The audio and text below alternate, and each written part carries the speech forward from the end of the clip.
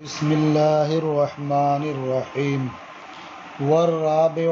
قد تترك الحقیقة بدلالة من قبل المتکلم۔ یہ وصول الشاشی کا صفحہ نمبر 149 ہے۔ اور ما یترک بہ حقائق الالفاظ کی جو 5 نوعیں تھیں، 5 قسمیں، ان میں سے چوتھی قسم یہ ہے، کبھی متکلم کی جانب سے دلالت کی بنیاد پر حقیقت متروک ہوتی ہے۔ متکلم کی جانب سے دلالت کی مختلف صورتیں ہوتی ہیں۔ مثلا متکلم کی شان ایسی ہے جس سے یہ سمجھ میں آتا ہے کہ کلام کا حقیقی معنی مراد نہیں ہے، تو شان متکلم کی بنیاد پر شان متکلم کو دیکھتے ہوئے حقیقت متروک سمجھی جاتی ہے اور وہاں دوسرا معنی مراد ہوتا ہے۔ یا کبھی متکلم کی حالت ایسی ہوتی ہے جو یہ اس بات کو واضح کر دیتی ہے کہ یہاں حقیقی معنی مراد نہیں ہے، حقیقت متروک ہے۔ یا کبھی کچھ دوسرے قرائن ہوتے ہیں جس کی بنیاد پر یہ سمجھ میں آ جاتا ہے کہ یہاں حقیقی معنی یعنی متکلم کی مراد نہیں ہے، یہاں حقیقت متروک ہے۔ تو متکلم کی جانب سے کسی دلالت کی بنیاد پر حقیقت متروک ہوتی ہے، اس کی مثال اللہ تعالیٰ کا ارشاد ہے، فَمَن شَاءَ فَلْيُؤْمِنْ وَمَن شَاءَ فَلْيَكْفُرْ۔ معنی کیا ہے کہ تم میں جو چاہے ایمان لائے، فَمَن شَاءَ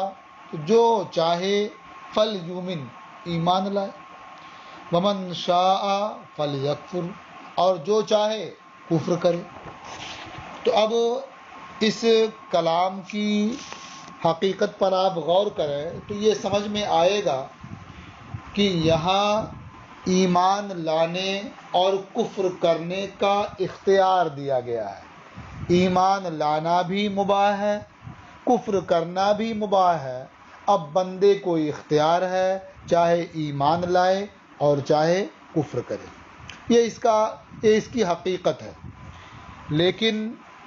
متکلم کی شان کو دیکھتے ہوئے یہ سمجھ میں آتا ہے کہ یہاں حقیقت متروک ہے، اس لیے کہ بلا شبہ کفر یہ قبیح ہے، اور اللہ جل شانہ حکیم ہے، اور حکیم یہ قبیح کا حکم نہیں دے سکتا۔ تو اس سے یہ معلوم ہوا کہ یہاں جو حقیقت ہے وہ متروک ہے۔ یہاں یہ کلام بطور تحدید ہے، یعنی جو چاہے ایمان لائے اور جو چاہے کفر کرے، یہ اختیار دینے کے لیے نہیں ہے، یہ کفر کرنے کی اباحت کے لیے نہیں ہے، بلکہ ایک طرح سے یہ مخاطب کی تحدید کے لیے، اس کی توبیخ کے لیے ہے۔ اور تحدید اسی لیے ہوتی ہے تاکہ سامنے والا وہ کام نہ کرے۔ تو یہاں کفر سے روکنے کے لیے ایک طرح سے یہ تحدید ہے۔ یہاں جو حقیقت ہے وہ متروک ہے، حکیم متکلم کی شان کو دیکھتے ہوئے۔ مثالہ قولہ تعالی، یعنی متکلم کی جانب سے دلالت کی وجہ سے ترک حقیقت کی مثال اللہ تعالیٰ کا ارشاد فَمَن شَاءَ فَلْيُؤْمِنْ وَمَن شَاءَ فَلْيَكْفُرْ ہے۔ وَذَلِكَ لِأَنَّ اللَّهَ تَعَالَى حَكِيمٌ۔ اب متکلم کی جانب سے دلالت کیسے ہوئی اسے واضح کرتے ہیں، اور وہ یعنی متکلم کی جانب سے دلالت کی وجہ سے ترک حقیقت کا ثبوت اس لیے ہے کہ اللہ تعالی حکیم ہے، والکفر قبیح اور کفر یہ قبیح ہے، والحکیم لا یأمر بہ اور حکیم قبیح کا حکم نہیں دیتا ہے، یعنی اللہ جل شانہ یہ بری چیز کا، قبیح کا حکم نہیں دیتا ہے۔ خود قرآن کریم میں ہے ان اللہ لا یأمر بالفحشاء، یقیناً اللہ تبارک و تعالی فحشاء کا، بری باتوں کا، قبیح چیزوں کا حکم نہیں دیتا ہے۔ فَيُتْرَكُ دَلَالَةُ اللَّفْظِ عَلَى الْأَمْرِ بِحِکمَةِ الْعَامِرِ، تو لفظ کی دلالت امر پر یہ ترک کر دی جاتی ہے عامر کی حکمت کی وجہ سے، یعنی لفظ کی جو حقیقت ہے وہ یہاں متروک ہے،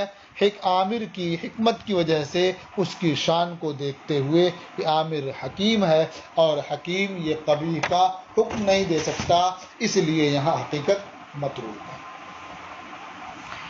وَعَلَى هَذَا قُلْنَا، اور اسی بنیاد پر ہم نے کہا، یعنی متکلم کی جانب سے دلالت کے سبب حقیقت متروک ہوتی ہے، اس بنیاد پر ہم نے یہ کہا کہ جب کوئی آدمی دوسرے کو گوشت خریدنے کا وکیل بنائے تو اب یہ دیکھا جائے گا کہ جو موکل ہے وہ مسافر ہے یا مقیم ہے۔ اگر وہ موکل مسافر ہے، کہیں راستے میں پڑاؤ ڈالے ہوئے ہے، تو اس کا وکیل بنانا گوشت خریدنے کا یہ محمول ہوگا پکا ہوا گوشت خریدنے پر یا بھنا ہوا گوشت خریدنے پر۔ اور اگر وہ موکل صاحب منزل ہے، کہیں اقامت کیے ہوئے ٹھہرا ہوا ہے اور اس نے وکیل بنایا گوشت خریدنے کا، تو یہ محمول ہوگا کچا گوشت خریدنے پر۔ تو اب اگر وہ مسافر ہے، راستے میں اترا ہوا ہے اور اس نے کسی کو وکیل بنایا کہ گوشت خرید لاؤ، تو اس سے سمجھا جائے گا کہ یہ پکا ہوا گوشت خریدنے کا وکیل بنا رہا ہے، لہٰذا اگر وہ وکیل پختہ یا بھنا ہوا گوشت خرید کر کے لاتا ہے تو یہ موکل کی طرف سے مانا جائے گا، اور اگر وہ کچا گوشت خرید کر کے لاتا ہے تو موکل کی طرف سے نہیں مانا جائے گا۔ اور اگر وہ اقامت کیے ہوئے ہے، کہیں ٹھہرا ہوا ہے اور اس نے وکیل بنایا گوشت خریدنے کا، تو اب یہ محمول ہوگا کہ کچا گوشت خرید کر کے لائے، تو اب اگر وہ پختہ یا بھنا ہوا گوشت خرید کر کے لاتا ہے تو یہ موکل کی طرف سے نہیں ہوگا، بلکہ یہ وکیل کا اپنا فعل ہوگا۔ تو یہ متکلم کی حالت کو دیکھ کر کے اس بات کا اندازہ ہوا کہ یہاں حقیقت متروک ہے، ورنہ دونوں صورتوں میں، یعنی موکل چاہے مسافر ہو چاہے مقیم ہو، دونوں صورتوں میں جب اس نے گوشت خریدنے کا وکیل بنایا تو حقیقت یہ ہے کہ یہ عام ہے، یہ مطلق ہے، چاہے وہ پختہ اور بھنا ہوا گوشت خریدے یا کچا گوشت خریدے، دونوں صورتوں میں دونوں کو یہ عام ہے۔ لیکن متکلم کی حالت کو دیکھتے ہوئے یہ طے ہوا کہ یہاں مسافر ہوگا تو اسے پختہ اور بھنے ہوئے گوشت پر محمول کیا جائے گا، اور مقیم ہوگا تو اسے کچا گوشت خریدنے پر محمول کیا جائے گا۔ اس کو آپ یوں سمجھ سکتے ہیں کہ ایک آدمی آیا ہوا ہے، مہمان ہے اس مدرسے میں، اور کھانے کا وقت ہو گیا، اور ایک استاذ جو تنہا رہتے ہیں، فیملی کے ساتھ نہیں رہتے ہیں، کھانے کا وقت ہو گیا، کہا کہ جاؤ گوشت لے آؤ۔ اب اس کو محمول کیا جائے گا اس بات پر کہ جو ہوٹل پر پکا ہوا یا بھنا ہوا گوشت ملتا ہے وہ حضرت منگانا چاہتے ہیں۔ اب اگر شاگرد جا کر کے قصبے سے، آبادی کے اندر سے کچا گوشت خرید کر کے لے آئے تو ہر کوئی یہی کہے گا اس نے استاذ کی بات نہیں سمجھی۔ مہمان ہے، کھانے کا وقت ہو گیا، بچوں کے ساتھ وہ رہتے نہیں ہیں، تنہا رہتے ہیں، تو وہ کہاں پکائیں گے؟ اس کا مطلب کیا ہوا کہ وہ پکا ہوا اور بھنا ہوا گوشت چاہ رہے تھے۔ اور جو اساتذہ اپنے بچوں کے ساتھ فیملی کالونی میں رہتے ہیں، ان میں سے کسی نے فجر بعد کسی بچے سے کہا کہ جا کر کے گوشت لے آؤ، تو اس کا مطلب کیا ہے؟ کچا گوشت لے آؤ تاکہ وہ گھر بنوائیں گے اور وہ اور ان کے بچے کھائیں گے۔ تو جس طرح آپ یہاں سمجھ جاتے ہیں، اسی طرح اس حالت کو بھی سمجھیں کہ جب ایک آدمی سفر میں ہے، راستے میں کہیں ٹھہرا ہوا ہے، تو وہ یہ چاہتا ہے کہیں گوشت مل جائے، کھائیں پئیں اور یہاں سے چلتے بنیں۔ اس لیے جب اس نے گوشت خریدنے کا وکیل بنایا تو اسے محمول کیا جائے گا پکے یا بھنے ہوئے گوشت پر۔ اور کہیں مقیم ہے اور وہ گوشت منگوا رہا ہے، اس کا مطلب کچا گوشت منگوا رہا ہے تاکہ گوشت آئے اور یہ پکائیں اور اس کے بعد کھائیں اور پھر آرام کریں۔ تو یہاں حقیقت متروک ہے متکلم کی حالت کو دیکھتے ہوئے۔ وَعَلَى هَذَا قُلْنَا، اور اس بنیاد پر ہم نے کہا، اذا وکلا بشراء اللحم، جب کوئی آدمی دوسرے کو گوشت خریدنے کا وکیل بنائے، فَإِنْ كَانَ مُسَافِرًا نَزَلَ عَلَى الطَّرِيقِ، تو اگر وہ وکیل بنانے والا مسافر ہو، راستے پر اترا ہوا ہو، فَهُوَ عَلَى الْمَطْبُوخِ، تو اس کی توکیل محمول ہوگی پکے ہوئے گوشت کے خریدنے پر، او علی المشوی، یا بھنے ہوئے گوشت خریدنے پر۔ یعنی یہ سمجھا جائے گا کہ اس نے جو وکیل بنایا ہے وہ پکا ہوا گوشت خریدنے یا بھنا ہوا گوشت خریدنے کا وکیل بنایا ہے۔ وَإِنْ كَانَ صَاحِبَ مَنزِلٍ فَهُوَ عَلَى النِّيَّةِ، اور اگر موکل صاحب منزل ہے، اقامت کیے ہوئے ہے اور اس نے وکیل بنایا، تو یہ توکیل یہ محمول ہوگی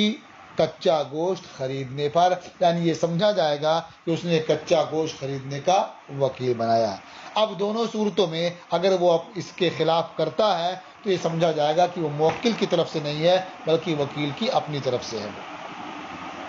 یہ ایک مثال ہوئی، ایک قول ہوا۔ وَمِنْ هَذَا النَّوْعِ يَمِينُ الْفَوْرِ، اور اسی قبیل سے، اسی نوع سے یمین فور ہے۔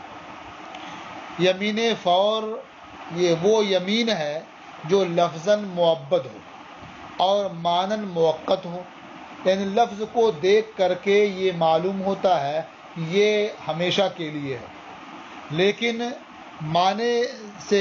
معنی کے اعتبار سے وہ یمین موقت ہوتی ہے، اسی وقت کے ساتھ وہ مقید ہوتی ہے دلالت حال کی بنیاد پر۔ جیسے کوئی شخص دسترخوان پر بیٹھا ہوا ہے،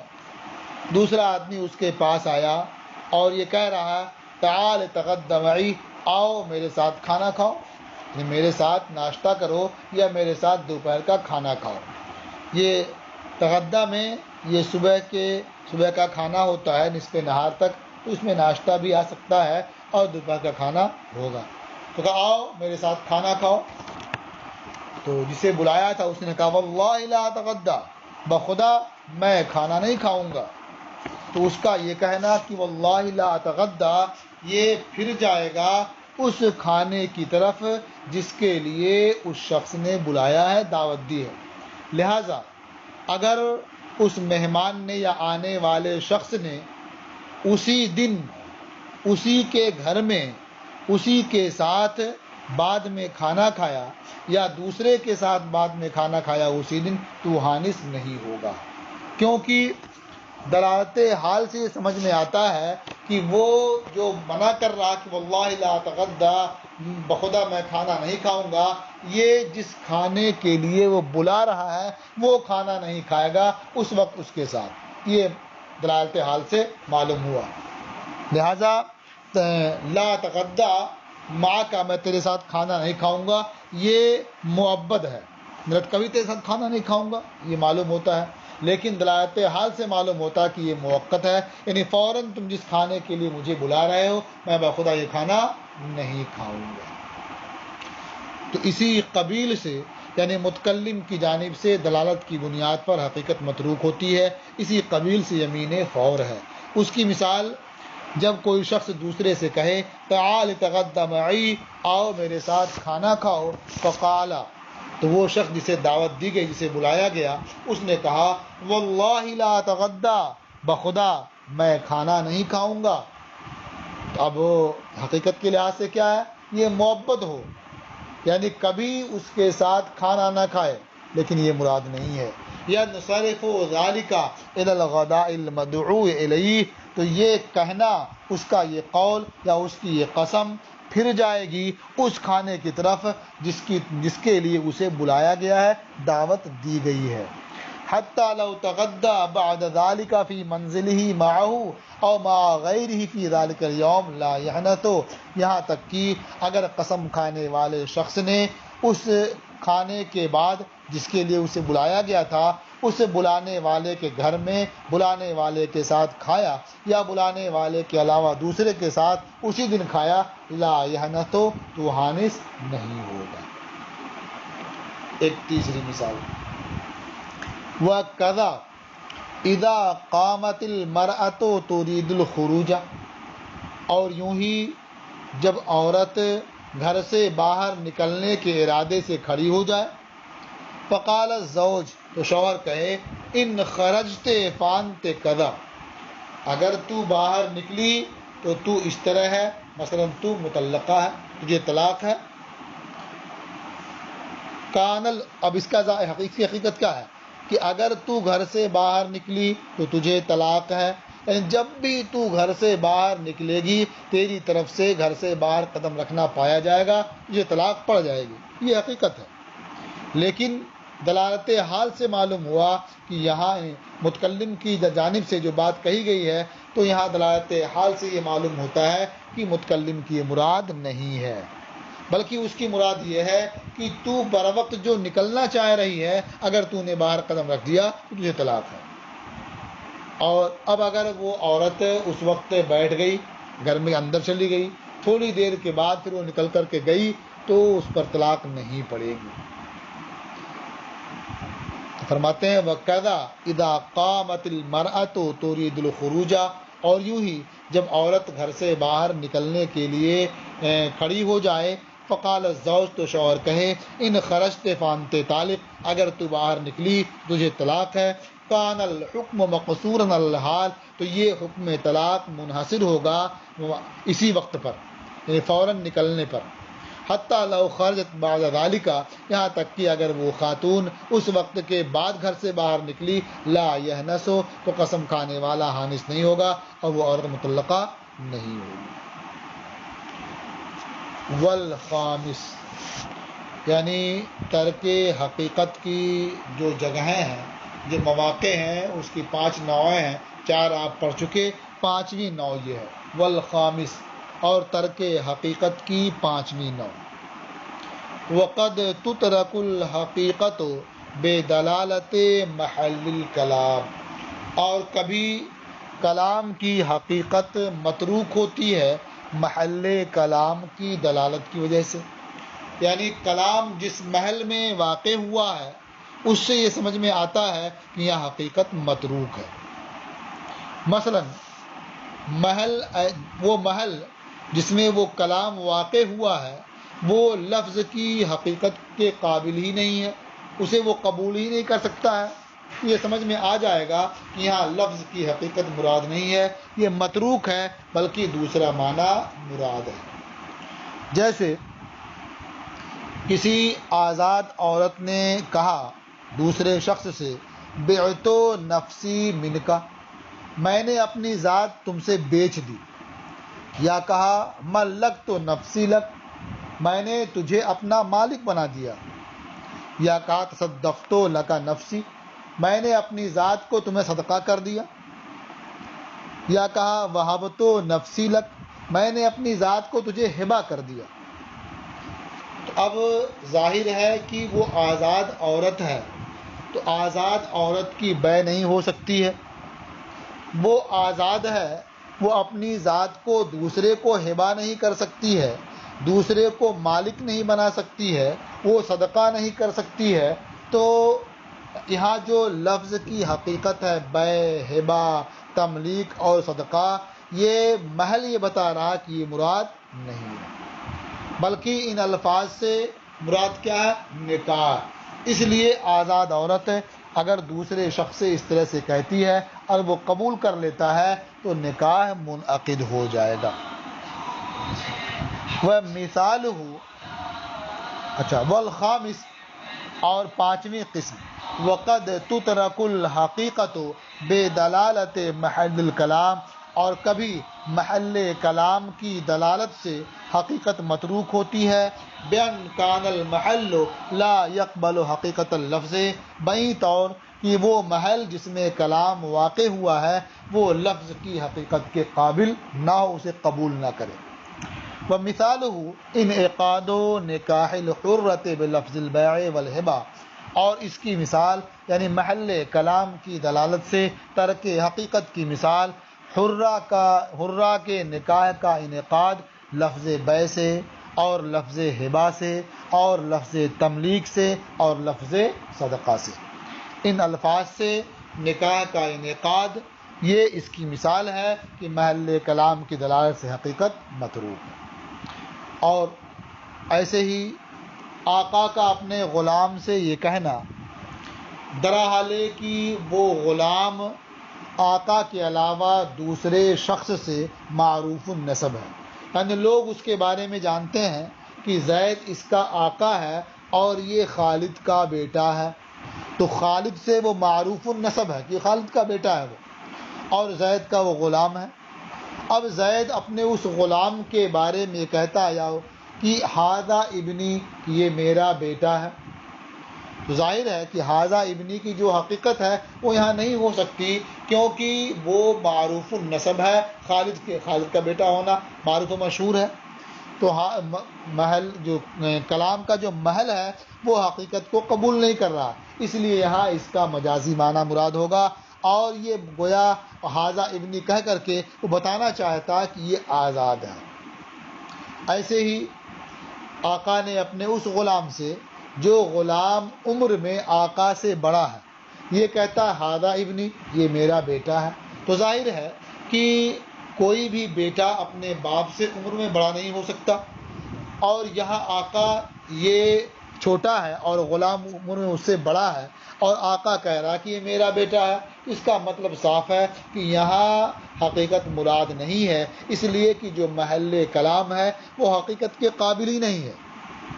تو یہاں معنی مجازی مراد ہے، یعنی ھذا ابنی کہنے سے وہ آقا یہ بتانا چاہتا ہے کہ یہ آزاد ہے، میرا آزاد کیا ہوا یہ ہے۔ وَقَوْلُهُ لِعَبْدِهِ، اور آقا کا اپنے غلام سے کہنا، وَهُوَ مَعْرُوفُ النَّسْبِ مِنْ غَيْرِهِ، اس حال میں کہ وہ غلام آقا کے علاوہ سے معروف النسب ہے، کیا کہنا، ھذا ابنی، یہ میرا بیٹا ہے۔ اور یوں ہی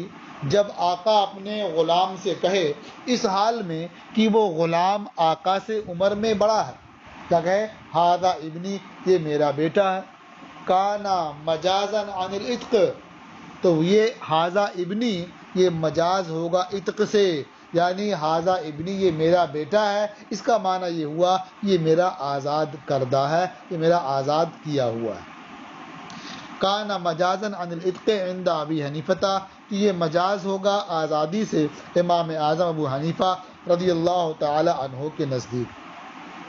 خلافاً لہما، اس مسئلے میں صاحبین رحمہم اللہ کا اختلاف ہے۔ اختلاف کی بنیاد کیا ہے؟ بناءً علی ما ذکرنا، یہ اختلاف مبنی ہے اسی بات پر جو ہم پہلے بیان کر چکے ہیں۔ کیا بیان کیا ہے؟ ان المجاز خلف عن الحقیقت فی حق اللفظ عندہ، کہ مجاز یہ حقیقت کا نائب اور بدل ہوتا ہے حق لفظ میں امام اعظم ابو حنیفہ رحمۃ اللہ علیہ کے نزدیک، یعنی اگر اس کا تلفظ اور اس کا تکلم صحیح ہے، اس کی ترکیب درست ہے اور معنی حقیقی مراد لینا وہاں مشکل ہے، تو معنی مجازی وہاں مراد لے لیا جاتا ہے۔ اور مجاز حقیقت کا بدل اور نائب ہے حق حکم میں صاحبین رحمہ اللہ کے نزدیک، یعنی اگر وہ حقیقت کے لحاظ سے، یعنی اگر وہ ایسا ہے کہ وہاں معنی حقیقی مراد ہو سکتا ہے لیکن کسی عارض کی بنیاد پر، یہاں معنی حقیقی مراد ہو سکتا ہے لیکن کسی عارض کی بنیاد پر معنی حقیقی وہاں مراد نہیں لیا جا سکتا، تو وہاں معنی مجازی مراد لیا جاتا ہے، اس کے نزدیک صاحبین رحمہ اللہ کے نزدیک۔ تو چونکہ یہاں جو معنی حقیقی ہے چھوٹی عمر کا باپ ہو اور بڑی عمر کا بیٹا ہو، یہ معنی اسے بیٹا کہنا، یہ معنی حقیقی مراد لینا یہاں متعذر ہے، یہ ناممکن ہے، اس لیے اسے مجاز کی طرف محمول نہیں کیا جائے گا اور یہ کلام لغو ہو جائے گا۔ یہ ما یترک بہ حقائق الالفاظ کی 5 نوعیں تھیں اور 5 نوعیں آپ پڑھ چکے، اور اس طرح سے یہ فصل ختم ہوئی اور آج کا آپ کا سبق مکمل۔